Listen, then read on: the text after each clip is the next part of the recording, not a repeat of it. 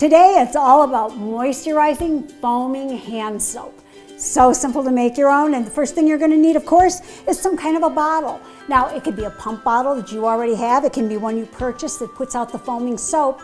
Just rinse it out. That's all you need to do. You're going to fill it, and depending on the size of your bottle, your measurements will change. So all you're going to do is put in about 3/4 of the bottle full of water. You don't want to overfill, so I would come up to a little further than that, about there.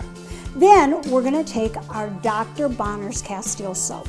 This is all natural soap, so it's so good for your hands. And we're going to fill it up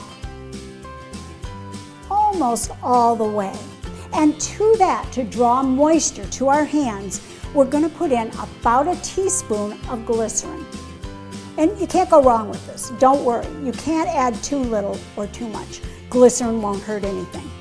Then we're just going to put our lid on, just like that, and then we're not going to shake.